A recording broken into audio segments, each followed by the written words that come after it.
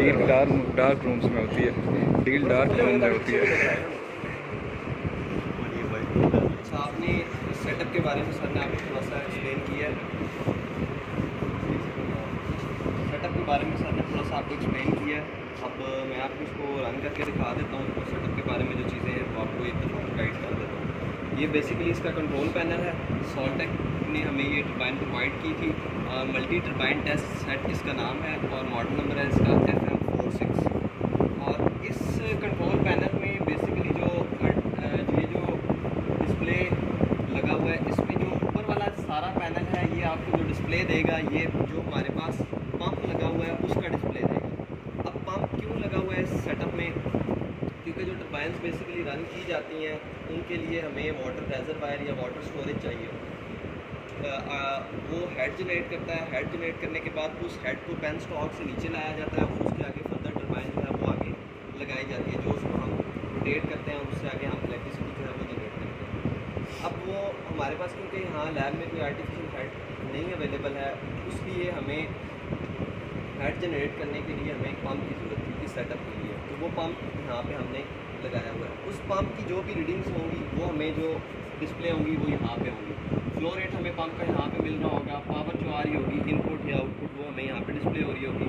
Pressure जो होगा वो यहाँ पे डिस्प्ले होगा, इनपुट प्रेशर और आउटपुट प्रेशर पंप का। उसके बाद RPM जो होंगे वो हम पंप के यहाँ से नोट कर सकते हैं। उसके अलावा जो टॉर्क है वो हमें यहाँ पे डिस्प्ले हो रहा होगा। आगे ये जो LEDs हैं यहाँ पे हमें जो डिस्प्ले हो रहा होगा, ये हमें टरबाइंस की सारी रीडिंग जो है वो डिस्प्ले होंगी। जब हम टरबाइन को रन करेंगे तो हमें जो उसकी आउटपुट आ रही है, वोल्टेज जो होंगे वो यहाँ पे डिस्प्ले होंगे, करंट जो है वो यहाँ पे आ रहा होगा। उसके बाद प्रेशर, RPM और टॉर्क वगैरह की जो रीडिंग्स हैं वो ये जो रीडिंग्स हैं ये टरबाइंस की सेक्शन की हैं और ये जो ऊपर वाली रीडिंग्स हैं ये पंप के लिए हैं। अब इस सेटअप में ये जो है पंप है, इसके साथ ही जो है ये इसका हमारे पास रेजरवायर है। रेजरवायर के जो इसी रेजरवायर से वाटर जो है वो रिसाइकल हो रहा है। वाटर पंप ले रहा है, पंप आगे वाटर को फ्लो करवा रहा है, टरबाइन से वाटर अपना पास होने के बाद दोबारा रेजरवायर में जा रहा है। ये हमारे पास फ्लो सेंसर लगे हुए हैं।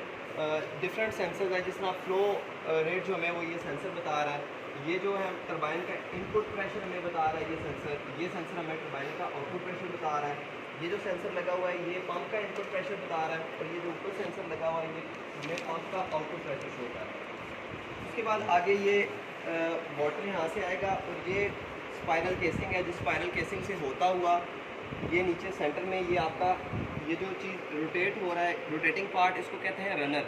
ये टरबाइन का रनर है। इससे पहले ये इसकी गाइड वेन्स है, ये जो मूव हो रही हैं ये गाइड वेन्स है, ठीक है।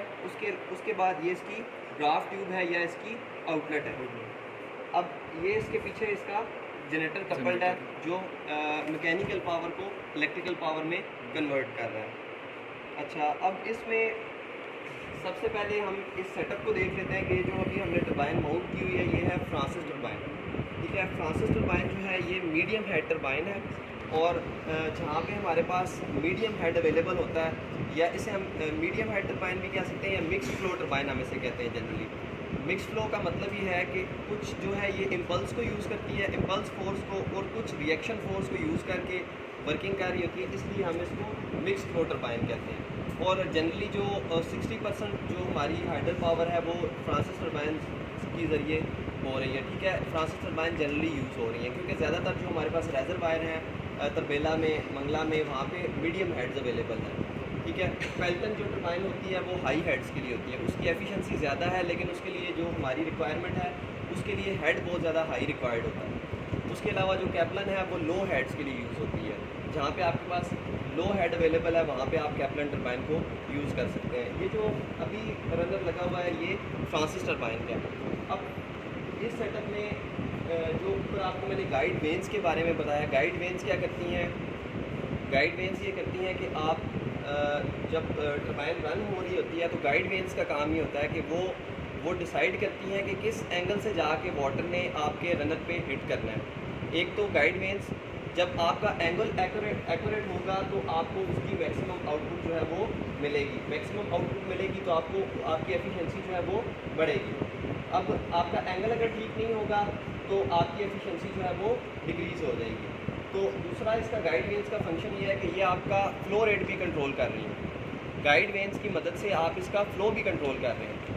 अभी जब मैं इसको रन करूँगा तो आपको दिखाऊंगा कि गाइड वेंस की मूवमेंट की वजह से आपके आरपीएम पे कितना इफेक्ट आता है। गाइड वेंस की जस्ट पोजीशन चेंज करने से आपका पूरा फ्लो रेट पे इफेक्ट आएगा। फ्लो रेट पे इफेक्ट आएगा तो वो इफेक्ट आगे जो है कंटिन्यू करेगा इसके आरपीएम्स पे। जब आरपीएम चेंज होंगे तो आपकी आउटपुट चेंज हो जाएगी। आउटपुट चेंज होने से आपकी एफिशिएंसी पे जो है वो इफेक्ट आएगा।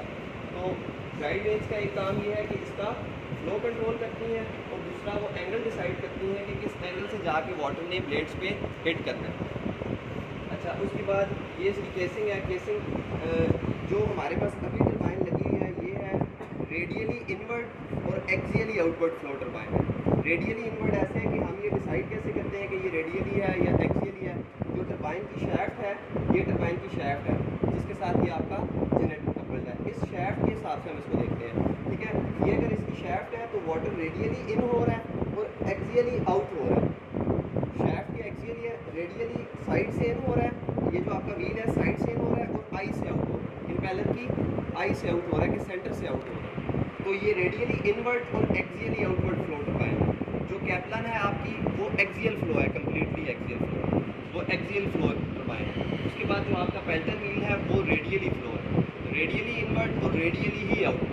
साइड से वाटर आके बकेट्स में हिट करेगा और नीचे चला जाएगा तो आपका वो रेडियल फ्लो बन जाएगा, ठीक है। अच्छा, अब हम इसको रन करते हैं और इसमें हम इसको इसकी जो भी वर्किंग है वो आप देख लीजिएगा। अच्छा, इस पैनल पे एक चीज़ है कि ये आपके जो नीचे ये बटन दिए गए हैं ये डिस्प्ले कर रहे हैं कि लोड कितना हमने लगाया। जब कोई भी टरबाइन आप रन कर रहे हो सबसे पहले हम इसको क्या करेंगे, फ्री रन करेंगे। फ्री रन का मतलब ये है कि आपने उस पर कोई लोड नहीं लगाया हुआ। विदाउट लोड जब रन करेगी तो टरबाइन आपको कोई आउटपुट या एफिशिएंसी नहीं देगी जब तक आप उसको फर्दर आगे लोड अप्लाई नहीं करते। अब लोड कैसे अप्लाई करते हैं, यहाँ तो सेटअप ये है कि आप जस्ट इसको ऑन करेंगे। जो 1 नंबर स्विच है इसको ऑन करेंगे तो आगे आपका जनरेटर जो है उसमें रेजिस्टेंस लगे हुए हैं। वो क्या करेंगे कि शैफ्ट आपकी जो है हैवी हो जाएगी। जब फ्री रन कर रही है वैसे हम जो दूसरी लैब है हमारे पास उसमें है कि ब्रेकिंग फोर्स मैकेनिज्म है। वो क्या करते हैं कि बेल्ट और पुल्ली का एक कम्बिनेशन होता है कि आप उस स्क्रू को टाइट करते हैं तो क्या होता है कि जो पुल्ली पे है उसकी ग्रिप बढ़ जाती है। जो बेल्ट है उसकी ग्रिप बढ़ने से क्या होता है कि आपकी जो शैफ्ट है वो हैवी होना स्टार्ट हो जाती है। तो उसके बाद आपको टरबाइन आउटपुट देना शुरू करती है। जनरली ये कंसेप्ट है कि जब हमारे पास आपके डिज़ाइन में शायद ये हो कि आरपीएम जितने ज़्यादा होंगे उतनी ही ज़्यादा हमारी आउटपुट होगी, लेकिन एक्चुअल में ऐसा होता नहीं है। जब हम लोड लगाना शुरू करते हैं तो फ़र्ज़ करें हमने इस टरबाइन को रन किया, स्टार्टिंग में हमारे पास 2500 आरपीएम आ रहे हैं। हमने क्या किया, लोड अप्लाई किया। लोड अप्लाई करने से आरपीएम आपके रिड्यूस हुए, फ़र्ज़ करें 2300 हो गए। तो क्या होगा, आप लोड अप्लाई करते जाएंगे और साथ साथ हम जो है ना उसका ग्राफ बनता जाएगा। अब वो ग्राफ कैसे बनेगा कि हमने इसकी इनपुट को चेंज नहीं करना। जब हमने एक दफ़ा पंप को चला दिया, एक दफ़ा उसका फ्लो रेट सेट कर दिया, उसके बाद हम इसकी इनपुट को नहीं बढ़ाएंगे। बड़े सेटअप्स पे ये हो रहा होता है कि जब आपका लोड बढ़ता है साथ ही वो क्या करते हैं, इनपुट बढ़ाते हैं उस लोड को बेयर करने के लिए। लेकिन यहाँ क्योंकि हम एक्सपेरिमेंट कर रहे हैं, हमारा जो पर्पज़ है कि हमने इसकी कैरेक्टरिस्टिक्स को स्टडी करना है, तो उसके लिए है कि हम अगर उसका इनपुट बढ़ा देंगे तो वो उसको ओवरकम कर देगा। आपकी दोनों ग्राफ जो हैं वो एक स्ट्रेट लाइन आ जाएंगी। इनपुट का ग्राफ भी स्ट्रेट लाइन आएगा, आउटपुट का ग्राफ भी स्ट्रेट लाइन आएगा। जनरली जो यहाँ पे हम जब एक्सपेरिमेंट करते हैं तो इसका जो ग्राफ बनता है वो एक कर्व बनती है। कर्व का मतलब ये है कि 0 आरपीएम से लेके 2500 आरपीएम तक एक जनरल एज्यूम कर लेते हैं कि 2500 आरपीएम है, तो इसके दरमियान में कर्व है। कर्व का मतलब ये है कि सेंटर में कोई एक ऐसा पॉइंट है जिस पॉइंट पे आपकी टरबाइन की आउटपुट मैक्सिमम थी और उसी पॉइंट पे आपकी टरबाइन की एफिशिएंसी भी मैक्सिमम होगी, क्योंकि इनपुट तो कांस्टेंट है। इनपुट के अगेंस्ट जो भी चेंजिंग आपकी आउटपुट में हो रही है वही आपकी एफिशिएंसी बन जाएगी। तो उसका मतलब ये है कि दरमियान में कोई एक ऐसा पॉइंट था 2500 आरपीएम पे आपकी एफिशिएंसी या आउटपुट मैक्सिमम नहीं थी। तो वो दरमियान में पॉइंट क्यों ऐसा बना कि वहाँ एक ऐसी रेशो आई कि आपकी इनपुट कम से कम यूज़ हुई और आपकी आउटपुट मैक्सिमम आई। हो सकता है कि आपने जब इसको 2500 आरपीएम पे चला रहे हो तो आपके आरपीएम तो ज़्यादा है, लेकिन आपकी इनपुट इतनी कंज्यूम हो रही है कि उसके मुकाबले में आपका वाटर इतना ज़्यादा जा रहा है। जो इनपुट आपका वाटर ही है इसमें, तो वाटर इतना ज़्यादा ज़ाया हो रहा है कि आपको उसके मुकाबले में आउटपुट कुछ नहीं मिल रही। तो क्या हुआ कि हमारी इनपुट सबसे कम चाहिए हमें और आउटपुट मैक्सिमम